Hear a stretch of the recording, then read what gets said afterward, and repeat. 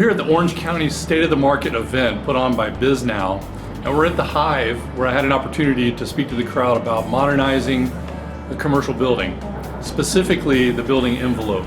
We can take the existing glass and convert it into super high performance glass.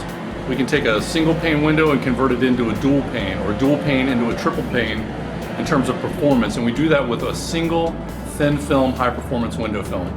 I thought it was well received. It was a great event.